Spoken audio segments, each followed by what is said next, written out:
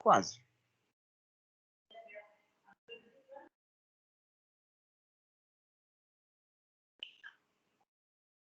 Bom, gente, olhem só. Boa tarde mais uma vez, pessoal de casa que está aqui presencialmente. Hoje nós retornamos, né, mais uma vez para o nosso encontro presencial, né? A gente sempre está aqui com poucas pessoas, né? E eu sempre oriento para se sentirem à vontade, voltem presencialmente, né? Porque tem pessoas que às vezes não querem vir para aula presencial, mas ter uma rotina mais, né, aberta, que nem, por exemplo, a Elielma. Elielma não vem, mas estava para o casamento esse final de semana, né? Aí, por exemplo, não tem lógica, né? Mas vamos começar a nossa aula aqui. Vou espelhar aqui os slides de vocês só um minuto. Espera aí, gente. Deixa eu só abrir aqui.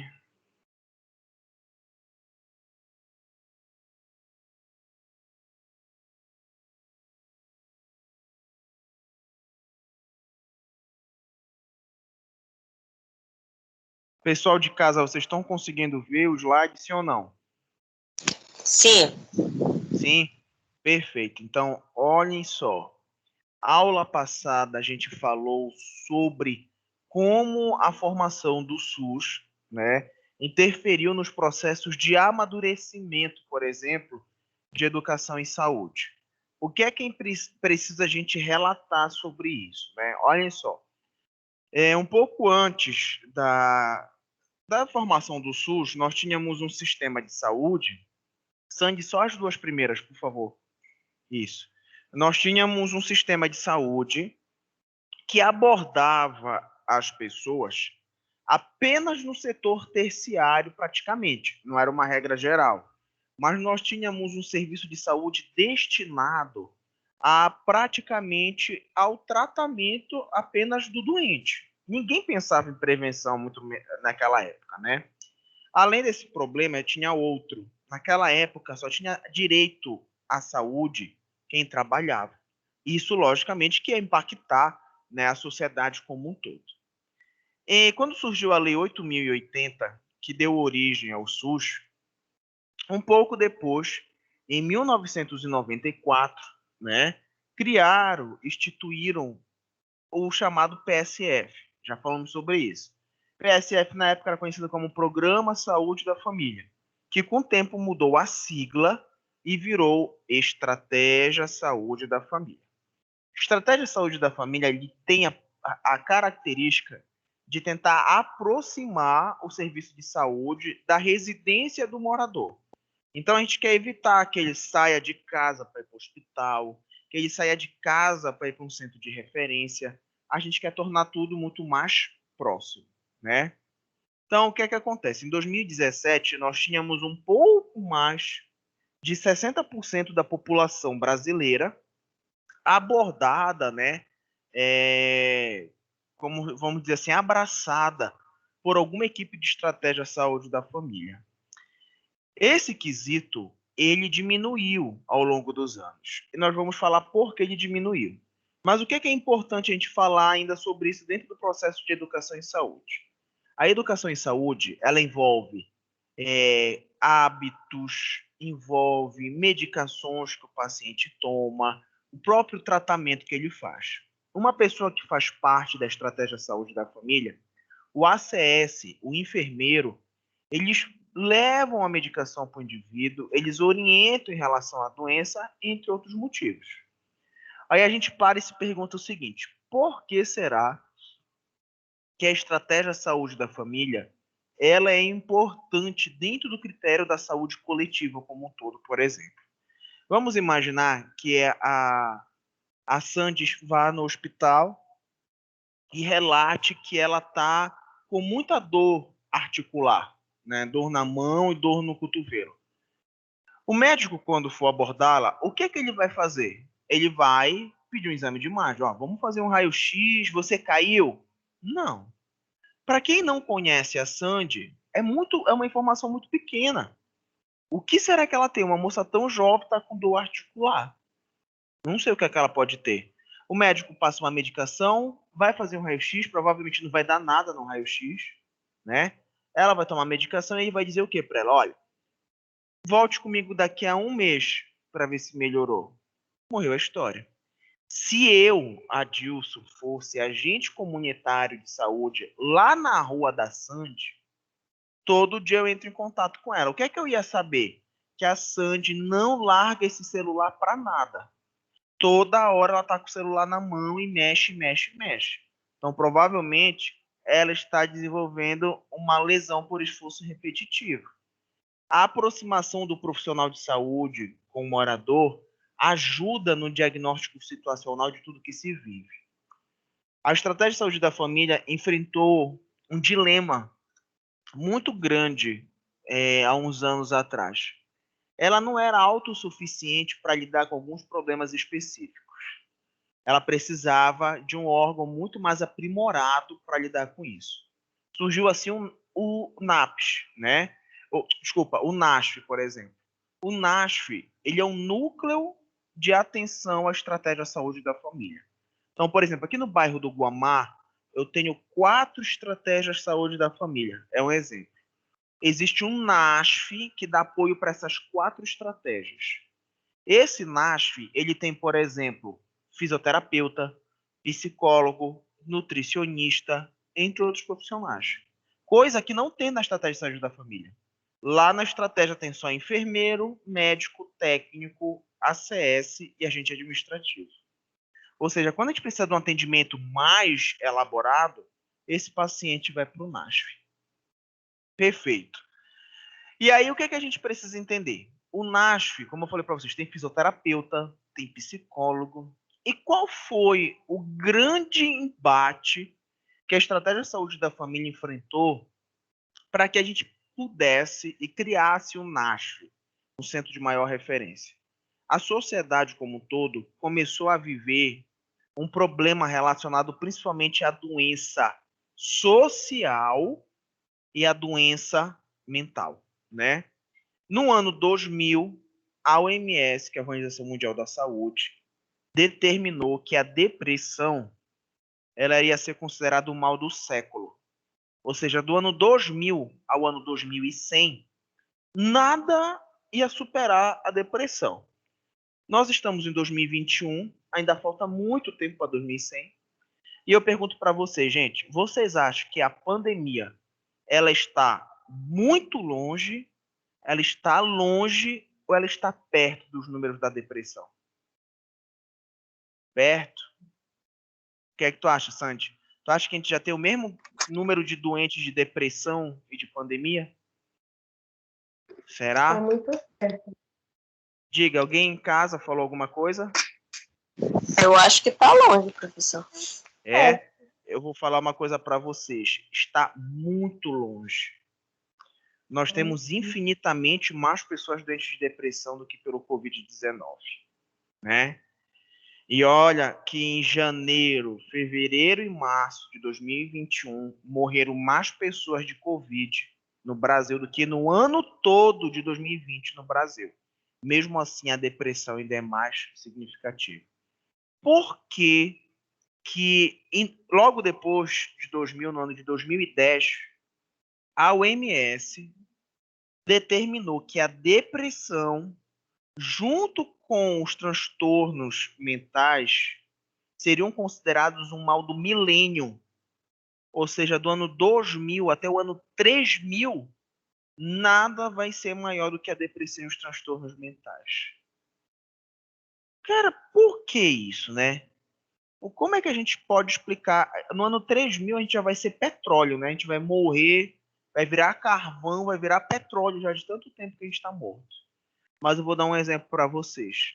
Se aqui em Belém hoje 50 pessoas foram diagnosticadas com câncer terminal, eu pergunto para vocês, essas pessoas vão ficar com medo? Claro. Imagina você diagnosticado com câncer terminal. Essas pessoas vão ter risco de ter depressão? Claro. Agora imaginem 50 pessoas hoje em Belém sendo diagnosticadas com HIV/AIDS. Vão ficar com medo? Vão ficar com risco de depressão? Vão. Então, em Belém, você tem 50 doentes de câncer, 50 doentes de HIV, mas 100 doentes por depressão. Então, a depressão sempre vai ser uma copatologia ou única. Então, é por isso que cada vez, por exemplo, na pandemia, você tem aqui 1.000 pessoas com Covid que morreram.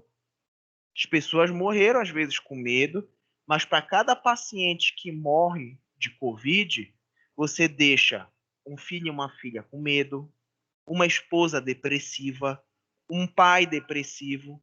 Então, vocês percebem que a depressão sempre vai ter, né, caminhos geométricos, multiplicando cada vez mais doentes.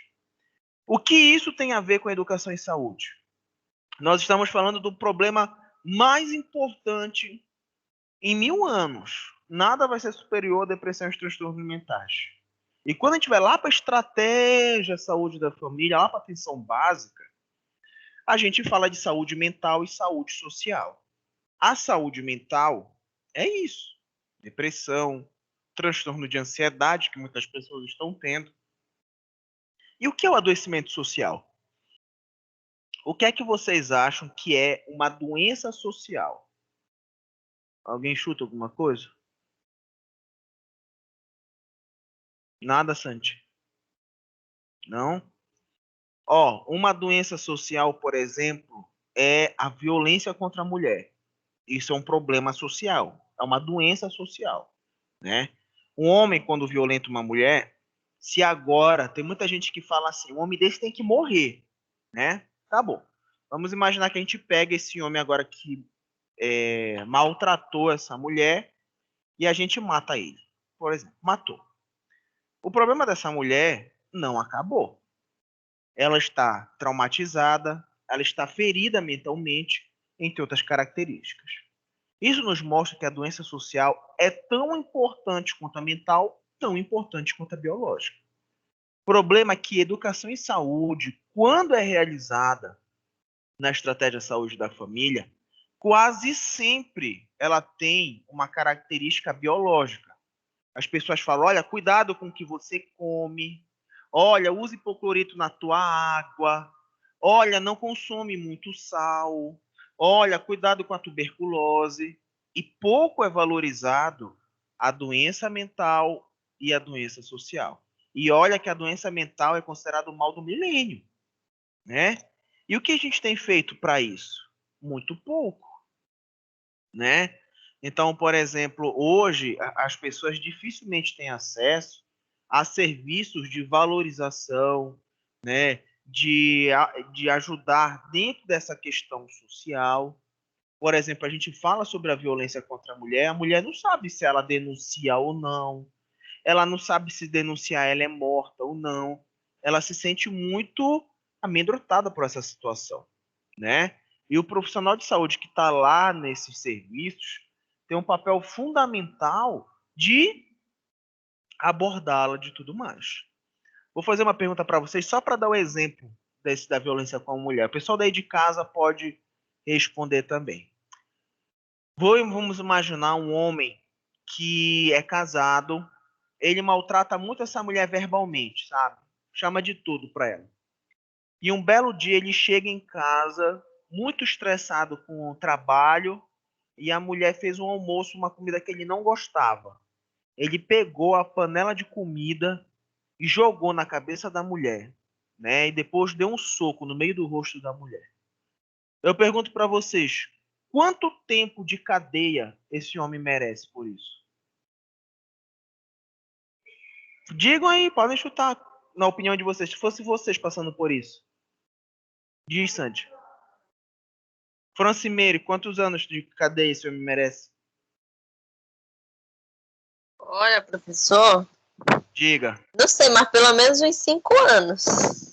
Ó, a Francimeire aqui deu uma resposta da hora. Disse que o cara tinha que ficar preso uns 5 anos, por exemplo. Agora, imaginem só um homem que pega uma mulher, a própria companheira abusa sexualmente dela, né? Espanca ela até quase a morte, né? E depois deixa ela largada. Será que um homem desse merece só 5 anos de prisão? Difícil, né? Por que eu digo isso para vocês? Porque quando as primeiras leis surgiram no Brasil de proteção à mulher, vocês sabem qual era a pena que o homem pagava por isso? Ele tinha que pagar cesta básica. Ele não ia nem preso. Ele pagava cesta básica por violentar a mulher. Eu pergunto para vocês, que mulher vai ter coragem de denunciar um parceiro violento, sabendo que nem preso ele vai? Então a gente percebe que a doença social, não é tão fácil de tratar como se dando remédio ou algo do tipo. Você está falando de um processo de doença que envolve política, legislação, outros profissionais da saúde, ou seja, não é fácil, gente. E é por isso que muitas vezes esses problemas eles ficam lateralizados. A estratégia de saúde da família necessitou repensar a forma desses elementos omissos, entre aspas. Vamos dar um exemplo. Hoje nós temos o programa Saúde do Homem, Saúde da Mulher, Saúde da Criança e do Idoso. Eu pergunto para vocês acham que tem diferença entre o programa do homem, da mulher, da criança? Ou vocês acham que todos eles dão a mesma importância para todos? Eu vou dar uma opinião para vocês. Eu acho que tem a mesma importância para todos. Da mulher não tem mais coisa do que do homem nem da criança. Mas olha que coisa interessante. Esses não são os únicos grupos que formam a nossa sociedade.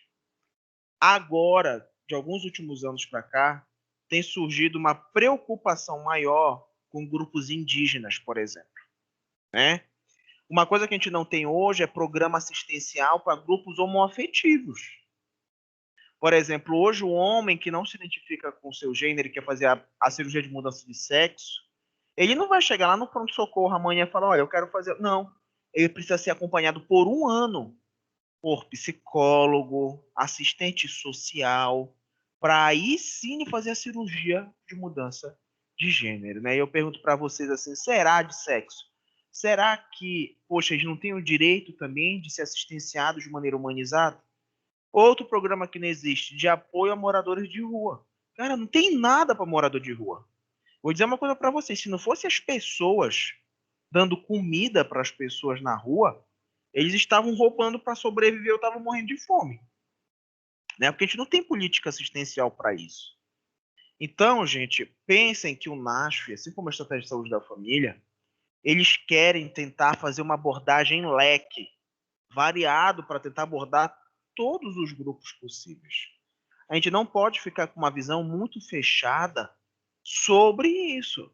Né? A gente não pode pensar dessa forma. Mas olha só, vamos continuar aqui. O NASF, ele é uma equipe da atenção básica, né? Portanto, tem responsabilidade junto com a equipe de saúde da família e a equipe de atenção básica pelo território e usuários, produzindo uma responsabilidade mútua pelo cuidado. Pergunto para vocês, será que a estratégia saúde da família é menos importante do que o NASF? Não. Será que ele é mais importante que o NASF? Não. Todos eles possuem uma importância igual. Só para vocês terem ideia, nos últimos 2 anos, talvez vocês tenham percebido, ou 3 anos, muitos comentários e muitos casos de crianças autistas, né? Quando a gente começou a ter mais proximidade com o tema, pais de filhos autistas só tinham uma solução. Muitas vezes era procurar o sistema particular, uma terapeuta ocupacional, uma profissional capacitada a pagar um valor alto para fazer as atividades com o filho, né, ou com a filha. O NASF, ele faz isso. O NASF tem pedagogo, o NASF tem terapeuta ocupacional e realiza o atendimento de graça, né? E aí eu te pergunto uma coisa, pô, olha que interessante, o cara que tem hoje um filho, não só com autismo, mas com outra dificuldade cognitiva, ele pode receber tratamento contínuo no NASF. Isso é importante? Claro que é. Você economiza muito dinheiro. Mas olha que pergunta interessante que eu faço para vocês. Quantos aqui, não sei, vocês que estão na sala de aula, na plataforma, Quantos aqui, antes da nossa aula de hoje, já tinham ouvido falar no NASF? Já tinham escutado falar em NASF, Luzia? Já, Sandy? Algumas pessoas não, né? Então, por exemplo, a população, quando ela não sabe, não conhece o que lhe é permitido, é claro que ela não vai atrás. Se você não sabe para que o NASF funciona, não vai ter atendimento. Você nunca vai procurar o serviço. Perdão, olhem só.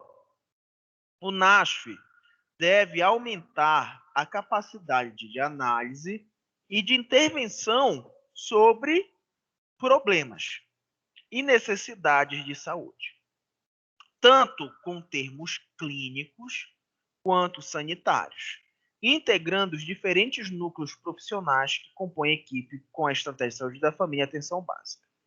Gente, quando ela fala aqui, tanto em termos clínicos quanto sanitários, nós estamos falando da observação do indivíduo clínico, que é o que vai desenvolver a patologia, quanto sanitário, que é o meio em que ele vive e está inserido. Os dois têm responsabilidade no processo de adoecimento.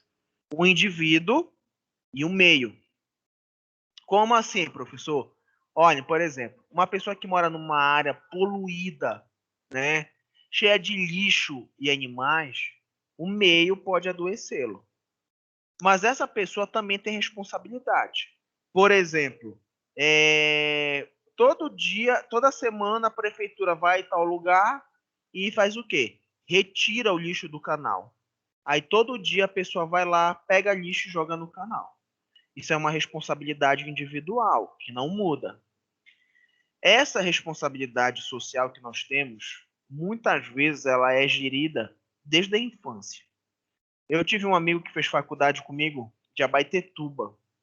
Ele fez enfermagem comigo e no meio da faculdade ele largou para fazer fisioterapia. Um dia aconteceu uma coisa curiosa. A gente saiu da faculdade, eu, ele, uns amigos, umas amigas, e nós fomos para a Praça Brasil tomar um Guaraná. Aí, perfeito. Na hora que a gente chegou lá para tomar esse Guaraná, uma colega nossa abriu um chiclete e jogou o papel do chiclete dentro do lixeiro. Só que lixeiro aqui em Belém de praça, muitas vezes não tem fundo, né? E o papel caiu no chão. O meu amigo levantou, pegou o papel do chão e falou, não, olha, vamos ver se a gente encontra outro lixeiro para jogar fora. As pessoas ficaram meio assim, sabe? Isso é estranho, né? Uma pessoa se incomodar porque tem um papel de chiclete no chão. Isso é consciência social. Isso é estranho para a gente, porque isso nos mostra o quanto nós estamos distantes dessa realidade. Porque hoje é muito prático você estar comendo um bombom no ônibus e jogar pela janela, né? Hoje é muito comum, tem lixo em casa, ninguém separa lixo, né? Ó, eu quebrei vidro, joga, não põe numa caixa de papel para proteger quem for manusear o lixo. Isso tudo é consciência social e coletiva. Educação em saúde, dentro dessas orientações sanitárias e ambientais, é promover o bem-estar de todos, né? Então, ó, por exemplo, quebrei um copo em casa, vamos botar numa caixa de papelão, alguma coisa, para quem for pegar o lixo, como o lixeiro ou outra pessoa, não cortar o dedo, por exemplo, né? Vamos deixar de jogar papel no chão, porque de papel em papel enche o bueiro. Tudo isso é consciência, gente, né? É um processo de educação em saúde contínuo, né? Tem uma ilustração que é muito peculiar. Eu vou ver se eu acho para vocês para mostrar, que mostra a contaminação da água pelas fezes, né? O indivíduo vai, pega água no rio, não ferve, aí tem, né, diarreia e vômito. Aí a pessoa que vai cuidar dele se contamina e quando a gente vê tá todo mundo doente. Essa consciência a gente deveria criar, mas a gente ainda é muito mal habituado a fazer determinadas situações como essa. Certo, Sandy? Hein? Então, presta atenção que depois eu vou te sabatinar aqui. Sim, o NASF deve aumentar a capacidade de análise e de intervenção sobre problemas e necessidades de saúde, tanto em termos clínicos quanto sanitários, integrando diferentes núcleos profissionais. Quando a gente fala ainda sobre essa análise e intervenção sobre problemas, o que é que a gente precisa entender? Parece, né? É até estranho falar isso, mas parece que desde o ano passado, início de, vamos dizer, fevereiro, março de 2020, parece que todo mundo só adoece de Covid no Brasil, né? Olha, parece que é só isso, parece que não tem mais tuberculose, não tem mais hanseníase. E eu vou dizer uma coisa para vocês, vocês se formam no final do ano. Vocês vão ter um desafio muito grande pela frente, porque vocês vão pegar o sistema público de saúde coletiva muito fragilizado por causa disso. Os casos de tuberculose vão aumentar, de hanseníase vão aumentar. Ano passado foi o ano que mais foi realizado vacina em criança no Brasil, né? Por quê? Unidade era só pandemia, todo mundo com medo de levar criança na unidade e pegar Covid. Então, gente, nós vamos perceber um caos talvez maior do que a pandemia daqui a uns 5 anos na saúde pública, né? Que vai ser o reflexo de toda essa desestruturação do Programa Nacional de Imunização, de combate à tuberculose, à hanseníase, entre outros programas.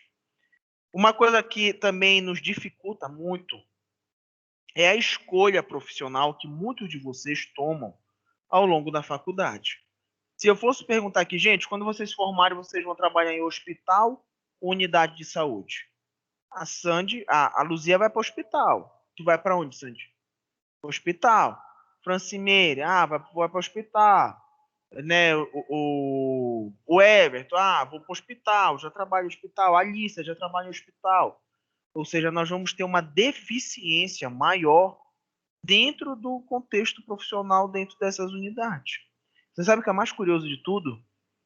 A maioria das vagas na atenção primária paga-se melhor do que no hospital e muitas pessoas ainda trabalham cargas horárias menores do que no hospital. Estou mentindo, Luzia? Tá aí, né? Gente, meu primeiro trabalho foi na atenção básica. Eu fui gerente de epidemiologia em Marituba. Meu trabalho era tão bom, eu ganhava tão bem que eu tinha direito a carro com motorista lá. E aí, o que é que acontece? Isso é importante para a gente saber que, historicamente, o profissional da saúde já tendencia a ir para o hospital, mesmo recebendo talvez menos lá do que na atenção básica. E a gente precisa talvez transformar, a gente precisa, na verdade, modificar esse cenário que nós temos, né? Olha, o objetivo é produzir o máximo de soluções às necessidades locais, evitando encaminhamentos e qualificando os que forem necessários. Gente, existe uma busca muito grande por qualificação profissional. Muitos profissionais eles são especializados. Isso tem pontos positivos e pontos negativos. Há anos atrás, um médico, por exemplo, quando se formava, muitos eram generalistas, que a gente chama. Os caras faziam tudo, principalmente o médico que estava no interior. Então, ele operava, ele tirava apêndice, ele fazia parto, ele fazia aquilo outro, entre outras coisas. Hoje, o médico, quando ele se forma, ele faz uma especialidade em ortopedia. Fez clínica, vai para ortopedia. Na ortopedia, ele faz, por exemplo, uma capacitação em mão, né?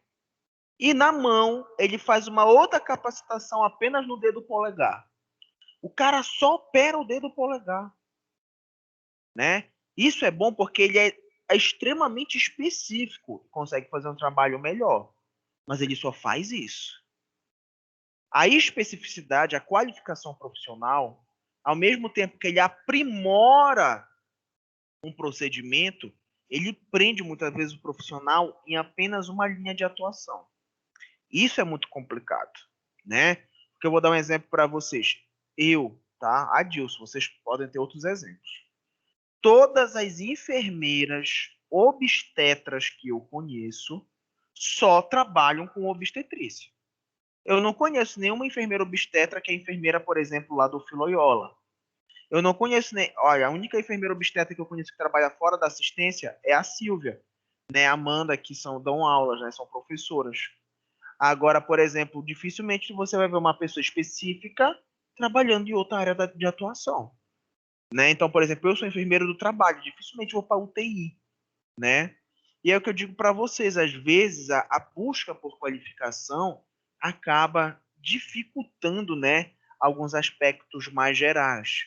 As pessoas às vezes querem me formar, querem fazer uma residência, um mestrado, aí vai embora, né? Vai se especificando cada vez mais e cada vez mais distante de realidades sociais. Existe um tipo de profissional da saúde chamado de profissional teórico. É mais ou menos o que eu sou. O que é o profissional teórico?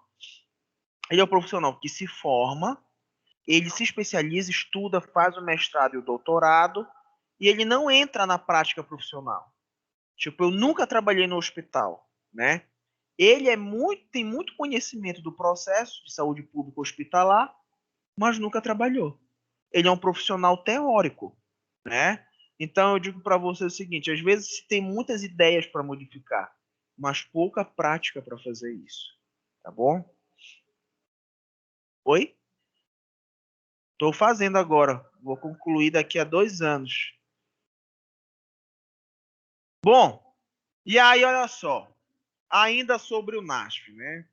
O NASF foi pensado para lidar com dois desafios históricos do SUS: a integralidade e a resolutividade. O que nós entendemos por integralidade? A integralidade, gente, nada mais é do que você poder ofertar os mais diversos serviços de saúde aos diversos grupos sociais.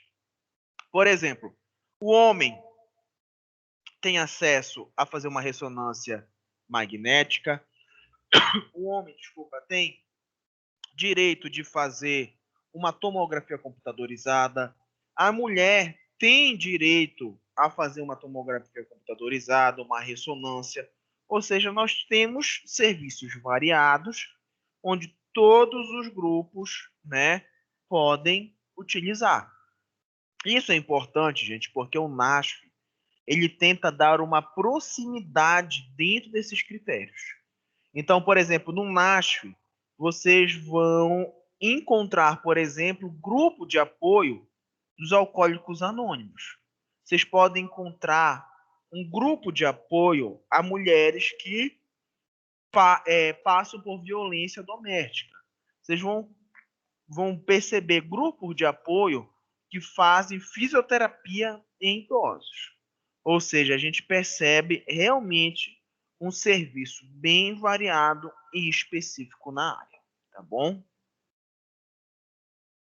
Aqui, gente, nós temos uma projeção, né, temporal, ou seja, que varia do ano de 2008 até 2012, né? O que é importante a gente avaliar dentro desse critério de tempo, né? O que foi que aconteceu entre 2008 e 2012? Aí teve uma característica muito importante. Foi o aumento profissional do número de profissionais de 13 para 19. Ou seja, nós temos agora 19 profissões diferentes dentro do NASF, tá? Todas elas trabalham com intervenção, reabilitação e educação em saúde. Todas 19 profissões, tá? E aí, um pouco depois, entre os anos de 2013 e 2016, houve o fortalecimento de uma palavra importante aí dentro do NASF. Foi a palavra gestão. Gerir é uma coisa muito complexa, né? Por exemplo, hoje aqui na sala de aula eu poderia dar R$ 1.000 para a Sandy e podia dar R$ 1.000 para a Luzia. A Luzia poderia, por exemplo, pegar R$ 1.000 e falar assim, bom, eu vou abrir um carro de cachorro-quente. E no final do ano, a Luzia poderia ter feito R$ 1.000, virar R$ 7.000. A Sandy poderia pegar agora R$ 1.000 e ir para o shopping e gastar tudo. Em compensação, hoje eu poderia ter dado R$ 1 milhão para a Sandy e R$ 1 milhão para a Luzia. A Luzia poderia ter comprado alguns imóveis alugados, daqui a 5 anos ter faturado R$ 5 milhões. A Sandy pode ter ido para o shopping e gastou 1 milhão no shopping. Né? Isso significa dizer que não importa a quantidade de investimento financeiro feito. Se não houver gestão, não tem solução. Né? A gestão dentro do NASF, dentro da estratégia de saúde da família, ela é muito importante. Para você que quer um dia ir para a estratégia de saúde da família, né, quem coordena é o enfermeiro ou a enfermeira.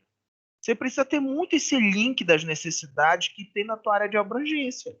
Né? Olha, tem muita gente fazendo tratamento para hanseníase. Olha, tem muita gente fazendo tratamento para tuberculose. Olha, tem isso, tem aquilo.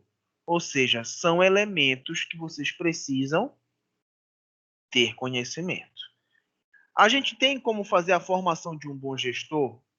O bom gestor, gente, é aquele que aprende com as experiências. Né? É difícil a gente falar hoje assim, professor, mas na faculdade a gente aprende a ser um bom gestor? Não necessariamente. Mas a gestão ela vem, né, com conhecimento específico e as experiências no ambiente profissional. Tá? Bom, já entre o ano de 2017 e 2018, nós tivemos um aprimoramento dos investimentos feitos no NASF. Tá?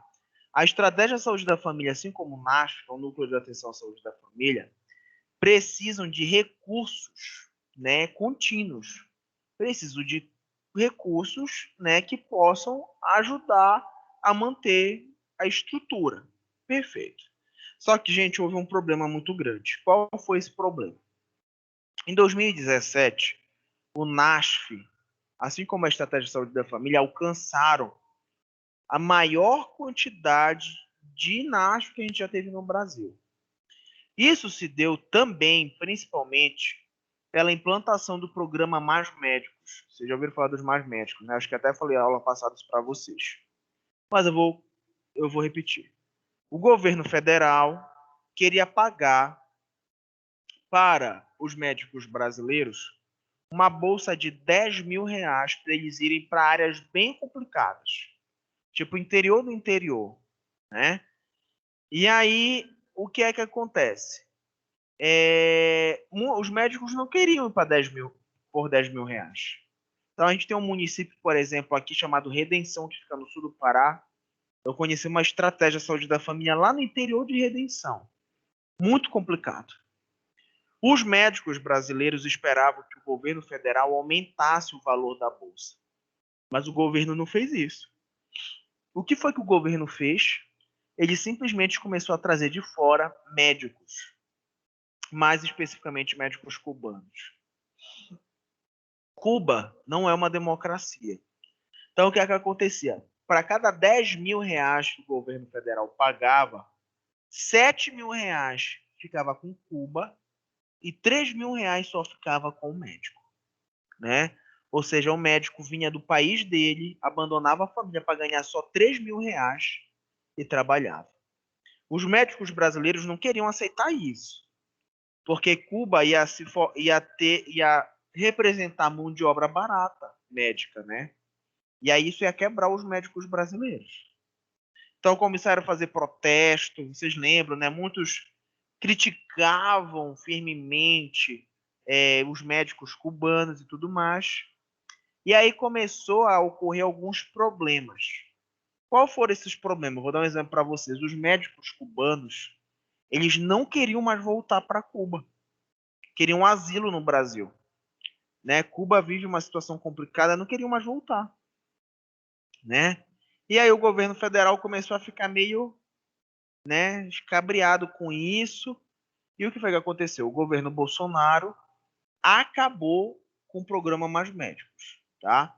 Não estou aqui para criticar político nenhum, tanto que eu nem gosto de política, mas o governo federal acabou com o programa Mais Médicos. Aí ele acabou oficialmente, já foi, querem retornar, né? Mas ele já acabou. Aí eu pergunto para vocês, o médico cubano que fazia o trabalho dele direito ganhava só 3 mil reais para estar lá no interior do interior, saiu de lá. Eu te pergunto, quem é que vai para lá agora? Ninguém. Porque agora o médico brasileiro vai se sentir mais fortificado e dizer negativo, agora por 10 mil reais que eu não vou mesmo. Né? Então nós vamos perceber que algumas áreas vão deixar de serem atendidas.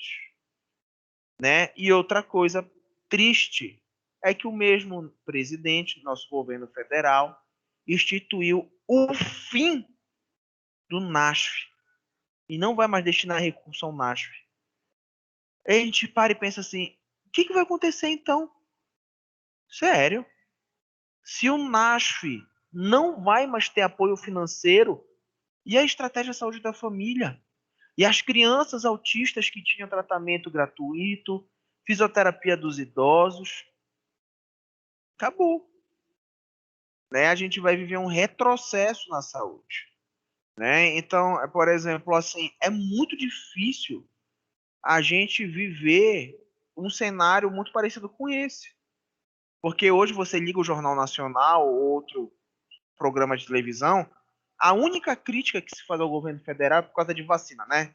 Ah, porque o Bolsonaro é genocida. Ah, porque... Gente, isso é um problema importante. É. Mas existe coisas mais grandiosas por trás que as pessoas não sabem, né? Então, eu digo para vocês o seguinte: a valorização do processo de educação em saúde, da valorização da atenção básica, é um elemento que depende de muita coisa, gente. É questão política, é apoio financeiro de outras empresas, é questão dos próprios profissionais alinhados, né? Porque isso é uma responsabilidade muito grande nossa, do profissional envolvido. Sabe por quê? Porque às vezes tu chega lá na unidade de saúde, o cara veio lá do Cumbu, atravessou, chegou lá na unidade para consulta dele, sabe o que falou para ele? Olha, querida, o médico não vem hoje, ó. Aí ega a mulher, não acredito. Aí a mulher volta lá para a unidade de saúde, né? Chegou lá na unidade, a mulher fala assim para ela: senhora, as senhas para atendimento hoje já se encerraram. Oh, meu Deus. E sabe o que significa dizer isso? Que a estratégia de saúde da família, que pode existir em qualquer lugar, junto com o NASF, eles podem desafogar as unidades de saúde, podem desafogar os centros de referência e desafogar a atenção hospitalar. Já pensou o cara que está no Cumbu, ele consegue atendimento nutricional, psicólogo, terapeuta ocupacional, ele faz tratamento com ele não sai lá da casa dele, né? Então, é muito difícil a gente pensar como é que vai ficar o acesso do serviço de saúde dessa população. A gente, olha, por exemplo, o cara que vem de Breves para cá para uma consulta, são 12 horas de barco de Breves. Né? Se o cara quiser ir e voltar, ele leva 24 horas, um dia, para fazer isso. Né? Então, isso nos mostra a dificuldade que existe hoje em dia. Né? E aí, gente, eu pergunto para vocês o seguinte, né? Vamos imaginar um serviço de saúde qualquer, um hospital. Por que será que hoje, o pessoal, quando vai lá no hospital público, chega lá, o médico não está? Ou o médico saiu mais cedo, ou o médico faltou? Por que isso é tão comum? O que é que vocês acham? O que é que tu acha, Luzia? Sandy, o que é que tu acha? Nada? Francimeire, acha alguma coisa? Nada? Não. Eu acho que falta informação, professor, porque se tivesse o planejamento para ligar para aquele paciente avisando que o médico não viria na consulta, Sim. evitaria que saísse lá de Breves para chegar aqui e não ter médico para atendê-lo. Pois é, olha, a nossa colega falou uma coisa interessantíssima, que ela falou sobre a organização, a própria gestão, né? Em organizar um fluxo contínuo, tudo que existe por trás. Mas eu vou dar um exemplo para vocês. Talvez eu tenha falado isso lá em outro momento. Mas há alguns anos atrás, no Filoiola, teve uma greve dos médicos. Eles foram lá. Eu contei isso para vocês? Não? Eles foram lá para frente dos hospitais e estavam reclamando sobre alguns valores de procedimentos recebidos. Olha o que acontece, gente. Quando você faz um concurso por Filoiola, você é enfermeiro, ele é médico, fisioterapeuta, o salário é igual para todo mundo básico. Vamos dar um exemplo, 3.950. Só que o médico, naquela época, ele recebia um valor X por cada procedimento cirúrgico que ele realizava. Então, por exemplo, eu fiz uma cirurgia hoje, eu recebia X. Eu fazia 10 cirurgias hoje, eu recebia 10x. Naquela época, não foi de agora, faz tempo, isso acho que eu estava na faculdade quando teve essa greve do Filoiola. Eu pergunto para vocês, vocês sabem quanto recebia um médico do Filoiola para cada procedimento cirúrgico na época? O que é que vocês acham? Chutem um valor aí. Para cada cirurgia que ele realizava, quanto vocês acham que ele recebia? 5.000 reais? O que é que tu acha, Sandy? Por cada cirurgia. É para hoje, a aula termina. É? Aí alguém que está em casa chuta alguma coisa diferente, o pessoal chutou aqui 5.000 reais. 1.000. A Francimeire chutou 1.000 reais. Naquela época que eles fizeram a greve, o médico recebia por cada procedimento cirúrgico 22 reais. Né? 22 reais. Ou seja, se ele fizesse 10 cirurgias, ele ia receber 220 reais. O médico que tem uma clínica particular, ele cobra 300 reais por uma consulta particular. Aí eu te pergunto, para que ele vai estar lá? Para que ele vai estar dentro do hospital fazendo isso? É o direito dele. Ainda tem gente que enche a boca para falar, os médicos tão ricos, ainda vão fazer greve, não sei o quê. Fala isso para quem não conhece a realidade, porque a enfermagem, ao invés de se unir e fazer essas greves também, quer um aumento salarial, né?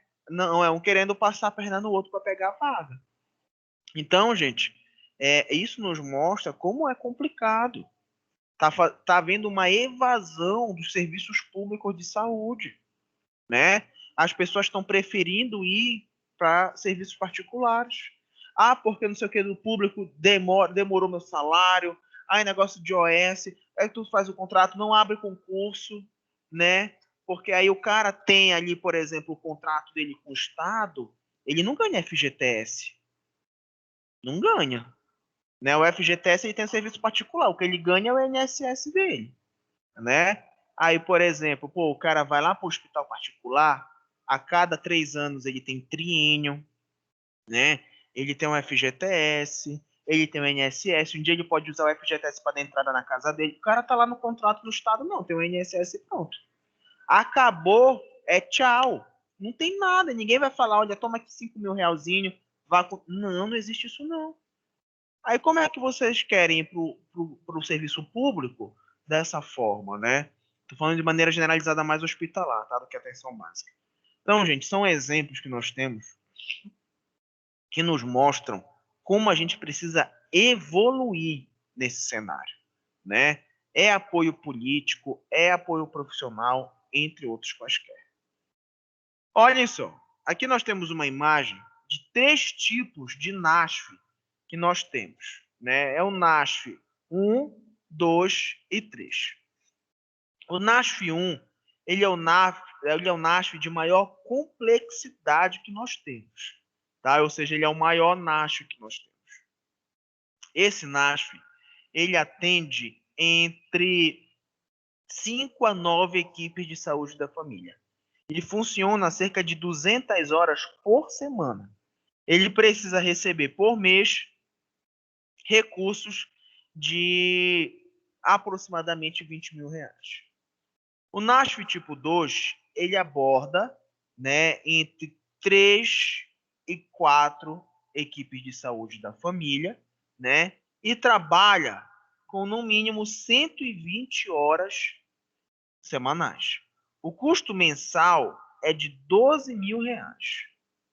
E já o NASF 3, ele atende de 1 a 2 equipes de saúde da família, mínimo de 80 horas semanais e recebe cerca de R$ 8.000 de investimento. Gente, o NASF, como eu falei para vocês, ele precisava de recurso mensal, né? Já disse para vocês que isso foi cortado. Isso dificulta muito a nossa perspectiva de crescimento em saúde pública, saúde coletiva, e em educação e saúde também, tá? Não esqueçam que a população, de maneira geral, ainda possui hábitos divergentes do conceito de saúde. Tanto alimentar, que é biológico, né, social, mental. Então, as pessoas, para vocês terem ideia, hoje em dia, não realizam atividade para valorizar a saúde mental. Ninguém quer, por exemplo, hoje eu quero escutar uma música, hoje eu quero dançar. Eu, por exemplo, gosto de cantar. Ponho o karaokê lá em casa, abro uma cerveja, pronto. Tô nem aí. Só que as pessoas às vezes têm uma dificuldade muito grande de realizar atividades que lhe tragam um pouco de prazer. Vocês percebem, meu jeito é assim, eu sou tranquilo. Né? Sempre procuro fazer, se hoje eu quiser ir sair para comer um churrasco, eu saio. Se hoje, segunda-feira, eu quiser tomar uma cerveja, eu tomo. Não devo nada para ninguém, trabalho, tenho meu dinheiro. Só que as pessoas não, vivem uma coisa muito limitante, né? Infelizmente. Gente, esses aqui são todos os profissionais da saúde que trabalham no NASF. São eles: assistente social, farmacêutico, fisioterapeuta, fonoaudiólogo, médico acupunturista, médico do trabalho, médico geriatra, médico ginecologista obstetra, médico generalista, médico homeopata, pediatra, psiquiatra, médico veterinário, nutricionista, psicólogo, profissional de artes e educação, professor de educação física, professor de saúde sanitarista e terapeuta ocupacional. Se vocês perceberem, talvez vocês queiram fazer uma pergunta interessante em relação a essa tabela, que seria: onde está a enfermagem aí? Lembrem-se que a enfermagem, ela domina e coordena a estratégia saúde da família. Então, os serviços de enfermagem estão lá concentrados. O NASF, ele já vai ser um centro mais aprimorado. Então, talvez a gente não encontre muitos enfermeiros. Até tem, mas são poucos. Então, a enfermagem tem a maior consideração na estratégia de saúde da família. Já no NASF, nós vamos ter esses profissionais em questão. Tá bom? Olha, Professor, pode falar, fique à vontade. aonde entra esse médico veterinário? Boa Qual pergunta, seria? Dê um olha exemplo só. aí, Tá, olha, a por nossa favor. colega perguntou aqui sobre a importância do médico veterinário, né? A gente para pensar, por que tem um médico veterinário, né? Tipo, até a Sandy falou, vou levar meu cachorro no NASF. Não, não é isso. O que significa é porque nós temos o que nós chamamos de zoonoses. São doenças causadas por animais que têm importância para a sociedade. E outra coisa é que o médico veterinário ele também trabalha na vigilância em saúde.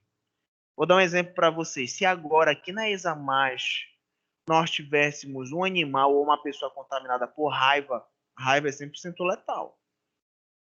A gente ia fazer um raio de 5 quilômetros, com ponto central sendo a Examais, ia fazer um círculo de 5 quilômetros e a gente ia investigar em toda essa área se haveriam outros animais ou pessoas contaminadas.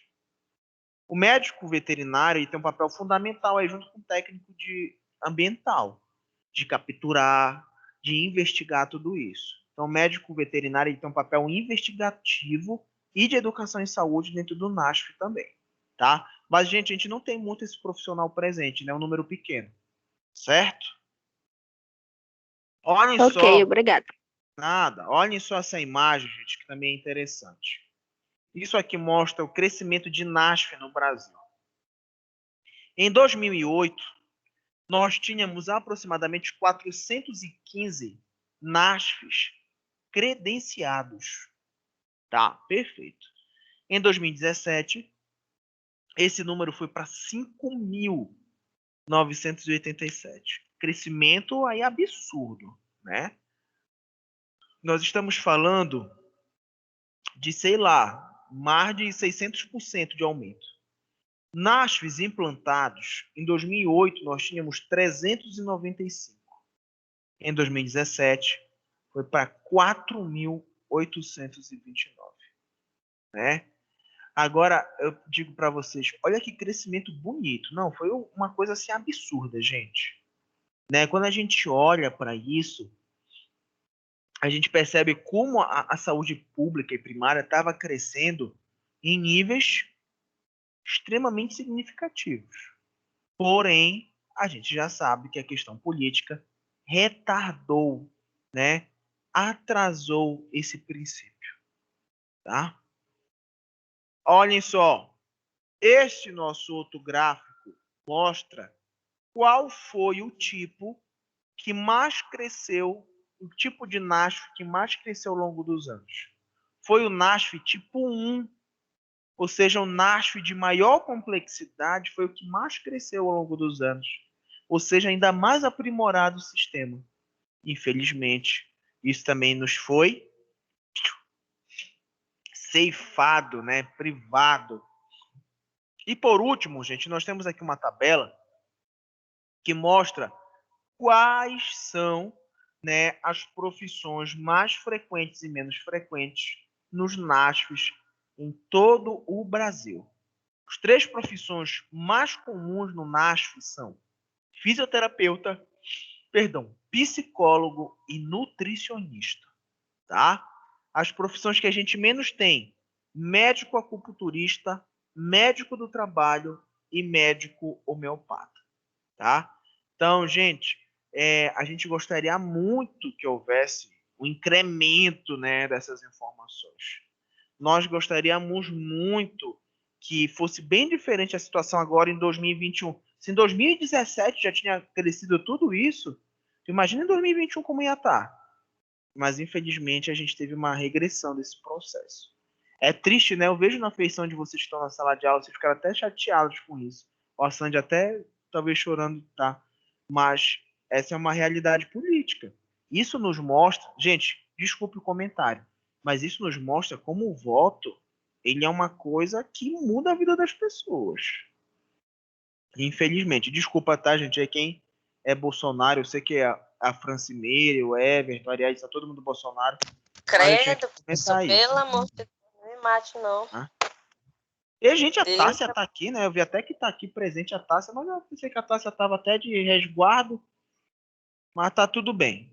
Gente, olhem só, eu vou pegar agora uma caixa de som que eu quero passar para vocês um profissional que trabalha no NASF, falando como hoje o NASF se adequa, por exemplo, à saúde mental.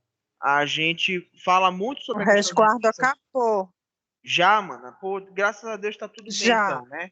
Já Tá acabou. ótimo. Tudo Então certo. já espero você na próxima segunda-feira aqui então. Aí Com eu certeza. vou pegar a caixinha de som e a gente vai ver, porque é muito importante que ele fala sobre reabilitação e saúde mental. Eu vou lá pegar, tá, gente? Me dê só alguns minutinhos aqui.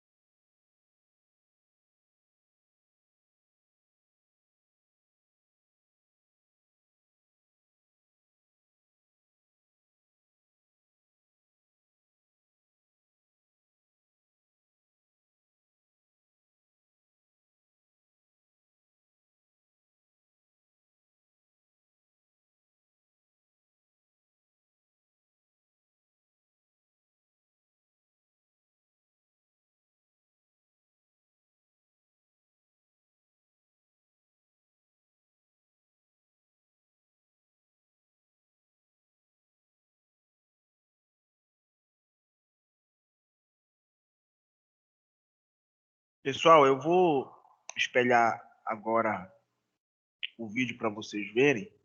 Vamos só ver se vocês estão conseguindo ver e escutar perfeitamente. Espera aí.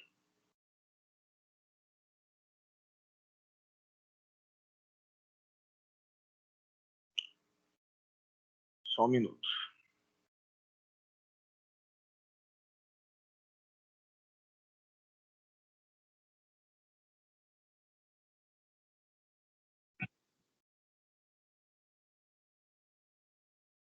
Pessoal de casa, vocês estão conseguindo ver e ouvir, escutar? Ver sim, professor. Escutar mais ou menos, né? Que o senhor não colocou rapidinho. Tá, vou aumentar aqui a imagem. Só um minuto.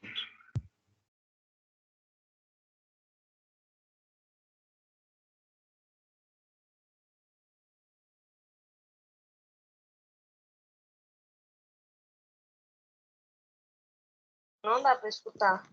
Sem áudio.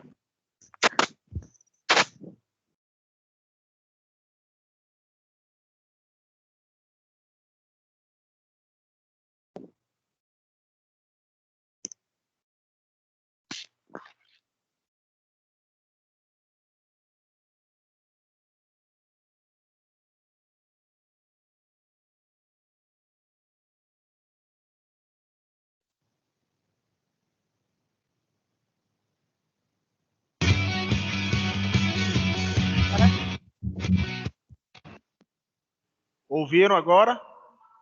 Sim. Tá, então Sim. vamos continuar. Olá pessoal, estamos de volta para mais um vídeo da série de 10 anos do NASF e hoje o tema é saúde mental. Para começar nossa conversa hoje, é importante a gente lembrar que falar de saúde mental no NASF ou falar de saúde mental na atenção básica não é somente falar dos casos mais graves ou das questões referentes a problema na relação com álcool ou outras drogas ou coisas do tipo. Falar de sofrimento mental na atenção básica é sobretudo falar da questão do sofrimento psíquico e das estratégias que o NASF tem de contribuir para as equipes de saúde da família para a promoção de saúde mental nos territórios. Pensar a promoção de saúde mental é, inclusive, pensar atividades, ações que possam ampliar os laços comunitários e as estratégias de proteção que as pessoas podem ter, as pessoas dos coletivos podem ter nos seus territórios, próximos às suas famílias, próximo ao lugar onde vivem. A equipe de NASF pode ajudar bastante as equipes de saúde da família que apoiam para pensar essas estratégias de ampliação dos laços comunitários e da proteção que as comunidades podem oferecer para as pessoas que participam dessa comunidade e pode ajudar também a equipe de saúde da família, as equipes apoiadas, a avaliar qual é a forma que elas têm de acolher o sofrimento psíquico. É bastante importante que a equipe de NASF esteja atenta a qual é a possibilidade das equipes de saúde da família de atenderem esse sofrimento psíquico. Como que as equipes estão preparadas para acolher as pessoas que chegam e como que as equipes de saúde da família estão preparadas para escutar o sofrimento que chega, para conseguir lidar com ele, para conseguir acolher sem, de alguma maneira, negar esse sofrimento ou, de uma maneira quase que sem interação, devolver as pessoas ou encaminhar as pessoas que chegam com algum sofrimento psíquico para algum outro ponto de atenção. As equipes de NASF podem ajudar as equipes de saúde da família a fortalecer esse acolhimento, fazendo com que as pessoas se sintam confortáveis de compartilhar o seu sofrimento na atenção básica e saber que esse sofrimento compartilhado vai ser acolhido e atendido pelas equipes de saúde da família com o suporte das equipes de NASF. Pensando nesse ponto do acolhimento e do que a equipe de saúde da família é capaz de suportar, né, em relação ao sofrimento psíquico que chega para ela como pedido de atendimento, é muito importante que as equipes de NASF consigam respeitar os limites das equipes de saúde da família. As equipes precisam ser qualificadas, acompanhadas, e aí o atendimento compartilhado pode ser uma estratégia muito importante de ajudar nessa construção, porque as equipes de saúde da família não precisam se sentir obrigadas a atender.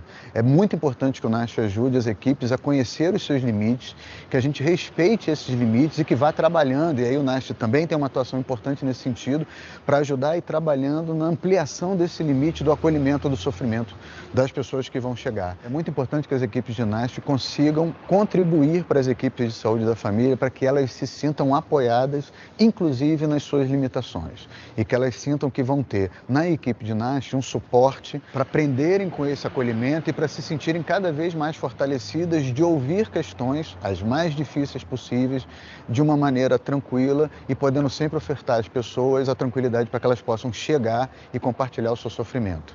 Nós falamos de como os casos mais graves podem ajudar na qualidade, na qualificação da escuta da estratégia de saúde da família com o apoio do NASH, mas também precisamos falar bastante de que esses casos mais graves não são os que mais chegam para a estratégia de saúde da família.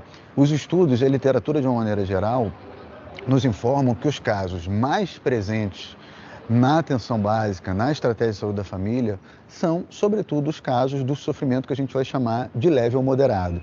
Uma estratégia interessante para as equipes de NASH se aproximarem das equipes de saúde da família que apoiam é estar muito atento a esse sofrimento mais leve e moderado, porque ele vai ser o mais presente. Ele vai ser o que vai aparecer em consultas de pré-natal, em consultas de acompanhamento da mulher e da criança, das pessoas que chegam para as consultas de uma maneira geral e que vão aparecer nos pequenos detalhes, né? A relação com a ansiedade, relação de depressão, questões referentes à violência ou ao medo que as pessoas têm de circular nas comunidades onde moram, são questões que vão aparecer o tempo todo para as equipes de saúde da família, sobre a perspectiva do sofrimento psíquico. É crucial que as equipes de NASH estejam próximas às equipes de saúde da família para fazer com que esse sofrimento mais leve que chega às equipes de saúde da família seja respeitado e seja entendido como legítimo. Para que a gente amplie essa qualidade de escuta, a pessoa que leva, a família que leva, o território que leva o sofrimento precisa ser respeitado desse lugar de sofrimento. E nesse sentido, as equipes de saúde da família também vão se sentir muito ansiosas de ter que resolver os casos de saúde mental que chegam para ela. O NASH também tem um papel nesse sentido de poder ajudar a equipe a lidar com a sua própria ansiedade. Aí a parceria do NASH, os atendimentos compartilhados, a escuta conjunta, a possibilidade de fazer atendimentos coletivos, vai instrumentalizar a equipe de saúde da família a lidar com essa ansiedade. Nós falamos das questões mais específicas do campo da saúde mental, para o atendimento, para a parceria do NASH, a equipe de saúde da família, mas o NASH também vai ter um papel em discutir com essas equipes quais são as ações de saúde mental que todos os profissionais da atenção básica podem fazer. Além das questões específicas do que o NASH pode fazer, o NASH também vai ter um papel para discutir com as equipes que apoia o que são as ações de saúde mental que todos os profissionais da atenção básica podem fazer. As ações de saúde mental na atenção básica não estão conectadas somente com o NASH. Elas também estão conectadas à atenção básica como um todo. As equipes de saúde da família, a estratégia de saúde da família faz ações de saúde mental. O NASH ajuda a apoiar e qualificar. Então, essa discussão do que é comum a todo mundo da atenção básica nas ações de saúde mental é também um papel do NASH. Uma outra ação que a equipe de NASH pode ajudar a equipe de saúde da família nessa relação de apoio é sobre os casos que mais chegam de sofrimento psíquico, por exemplo, questões referentes à intoxicação por conta da ingestão de álcool, questões referentes a suicídio, questões referentes à depressão, é a construção de protocolos de acolhimento. A equipe de NASH pode ajudar na sistematização das questões epidemiológicas mais prevalentes. Se um território tem muita questão em relação ao suicídio, muitas questões numa relação mais destrutiva com o álcool e outras drogas, a equipe do NASH pode estar ajudando essa equipe de saúde da família apoiada a construir protocolos mínimos de atuação. Como atuar num primeiro atendimento para esses casos que chegam muitas vezes, que têm uma alta prevalência. Para os casos com uma alta prevalência, que acontecem muito no território, não vai ser necessário ter uma discussão sempre no caso a caso. Já que se acumulou sobre alguns casos discutido entre a relação da equipe NASH e saúde da família, esses agravos que mais chegam para a equipe de saúde da família já podem estar sistematizados num protocolo de ações mínimas de acolhimento, de primeiras estratégias de cuidado, de formas de escuta, para que isso não precise ser sempre discutido a cada caso. Outro elemento nessa relação da equipe de NASH com a equipe de saúde da família, pensando as ações de saúde mental, é o uso da cidade ou como a equipe de NASH pode contribuir para a equipe de saúde da família, usar a cidade como uma estratégia de cuidado, uma estratégia de ampliação da clínica. A inclusão dos espaços da cidade no cuidado será uma estratégia também de ampliação da forma que a população vai entender a atenção básica, que a população vai poder contar com a atenção básica, fazendo que a atenção básica saia da unidade e ocupe o espaço da vida, o espaço da cidade, o espaço onde as pessoas circulam, inclusive incorporando o sofrimento como uma forma de convívio. Não é porque as pessoas têm problema na sua relação com álcool e outras drogas, problema na relação com a depressão, com a ansiedade, com a loucura de um modo geral, que as pessoas precisam estar excluídas do convívio da cidade. Muito pelo contrário, o NASH pode contribuir na ocupação do espaço da cidade com o sofrimento, para que o sofrimento possa ser acolhido não só pelas equipes de saúde, mas também pela comunidade em geral, pela população que convive com todos. Esse é um dos temas que a gente quis discutir com vocês. E um outro tema que a gente também vai trazer para essa discussão é o campo da reabilitação na atenção básica e no NASH. A gente se vê. Agora a gente vai falar sobre o fascículo de práticas em reabilitação na atenção básica, um olhar sobre a funcionalidade na interação com o território. Mas afinal, o que é reabilitação? A OMS considera que reabilitação é um conjunto de ações que a gente desenvolve para que os cidadãos tenham e mantenham a funcionalidade na interação. Tá muito baixo o áudio. Dessa forma, falaremos do cotidiano das equipes NASF-AB no território, buscando recursos locais que facilitem a integração de processos funcionais, de inclusão e de prevenção em situações de perdas de funcionalidade. Mas e qual é o contexto da atenção básica no Brasil? Nós temos cerca de 42 mil unidades básicas de saúde em todos os municípios brasileiros. Somando-se aos saberes das equipes de saúde da família, temos mais de 5.300 NASFs em pouco mais de 4 mil municípios no país. E eles buscam um cuidado integral e melhor acesso aos serviços especializados. E quais são os casos que chegam na equipe de atenção básica e podem ser cuidados pelo NASF-AB? Podemos citar as alterações osteomusculares, as dores lombares agudas ou crônicas, as disfagias, as alterações cognitivas, pessoas com redução de mobilidade ou limitação funcional nas suas ABDs, acamados e pessoas com restrições a partir das atividades do seu trabalho. E essas situações podem ser cuidadas na AB. É importante destacar que essas ações de reabilitação na atenção básica, as equipes NAS fazem compartilhando com as equipes de saúde da família, horizontalizando o saber e ampliando a clínica. E a partir desses casos, quais são as práticas e ferramentas possíveis na AB? Podemos citar o projeto terapêutico singular e o projeto terapêutico coletivo, atendimentos individuais ou no domicílio, ações compartilhadas entre os outros trabalhadores, grupos terapêuticos. Nos casos de atendimento individual na OBS e no domicílio, podemos citar as práticas manuais, a cinesioterapia e as práticas de analgesia. Lembramos que uma das competências dos profissionais é fazer o meio termo entre o contexto socioeconômico e o familiar, buscando essa interação com os equipamentos da rede, seja de um centro comunitário, uma igreja, um CRAS, um CREAS, ou nos 212 centros especializados de reabilitação que temos no país. É importante destacar que os cuidados na atenção básica e nos serviços especializados, eles são complementares, tanto na continuação do cuidado, quanto na potencialização das ações não concorrentes e nem em substituição. Por isso, que o planejamento do cuidado leva em consideração várias ações, entre elas a complexidade de cada caso, o número de casos semelhantes no território, a carga horária disponível dos profissionais e equipe, a possibilidade de potencializar o autocuidado pelo usuário, o envolvimento de sua rede, seja profissionais, familiares e vizinhos, e a disponibilidade de outros serviços e profissionais da rede. E por último, conhecer e dialogar com a rede municipal e regional os fluxos pactuados. E bem, pensando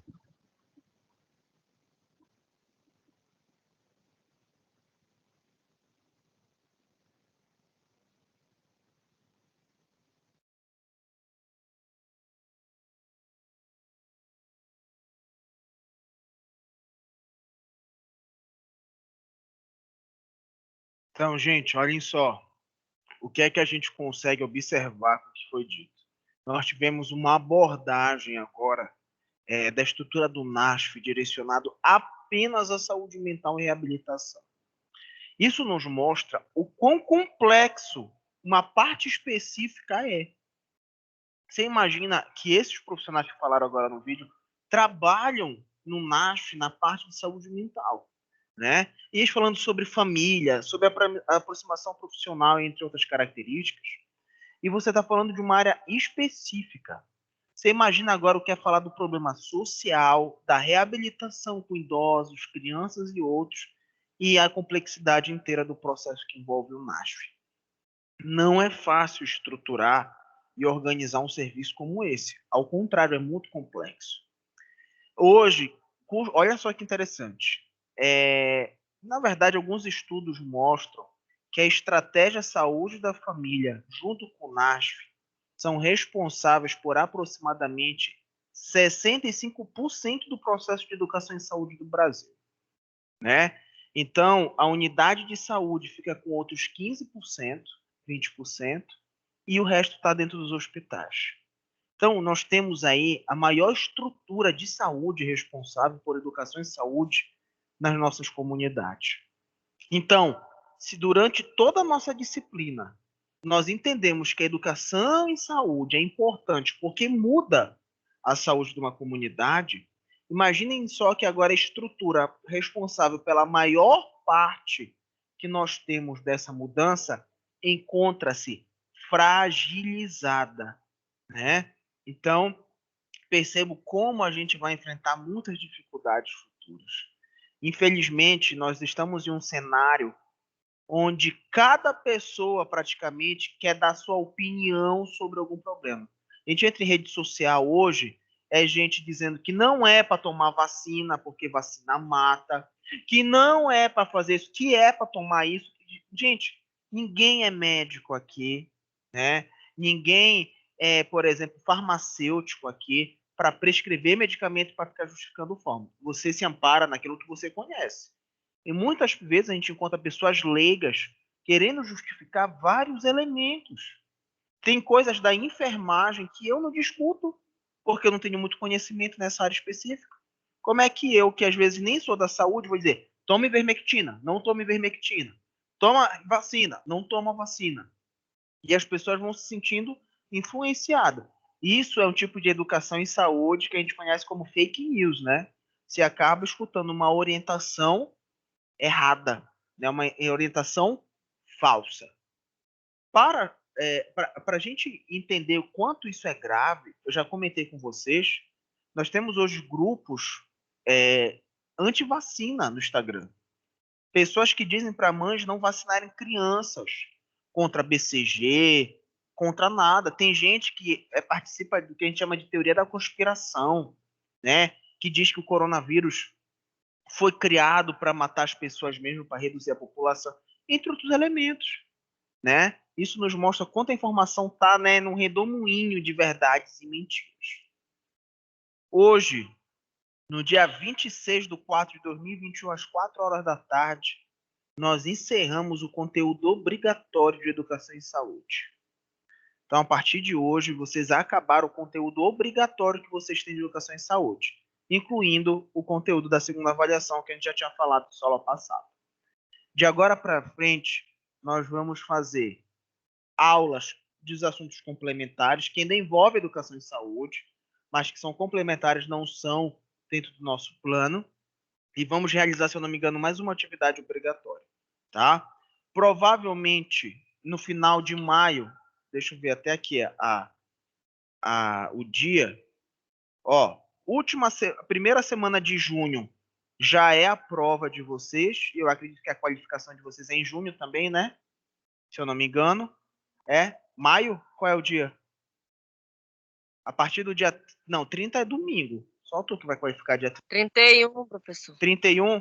Então, olhem só. 31 é a defesa de vocês. Dia 24 a gente vai fazer a revisão.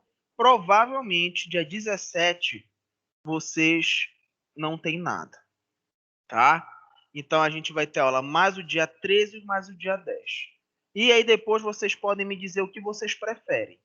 Ou eu faço a revisão já antes e vocês ficam com a véspera da qualificação de vocês tranquilos para estudarem a semana inteira, ou a gente faz antes da qualificação. Mas como a gente ainda tem mais 2 aulas, a gente conversa sobre isso mais futuramente. Tá bom? Gente, então por hoje é só. Terminamos aqui. Alguém de casa quer fazer alguma pergunta? Nada? Não, professor, tudo certo. Perfeito. Então, vou encerrar aqui a gravação e botar na plataforma. Se alguém quiser falar alguma coisa depois, vocês podem me procurar pelo WhatsApp ou mandar representante falar comigo, tá bom? Então, uma boa tarde, um grande abraço para vocês e até a próxima segunda-feira. Você não ia Tá, passar um professor, boa trabalho pra gente? Ok, obrigada. Vou passar o trabalho, mas não é agora, tá? É só mais um trabalho. Provavelmente a gente faz isso na próxima segunda ou na outra aula, tá bom? Ok. Ok, Tá bom, um professor. beijo, Obrigada, gente. professor. Tchau, tchau. Obrigada, beijo. Ah, beijo.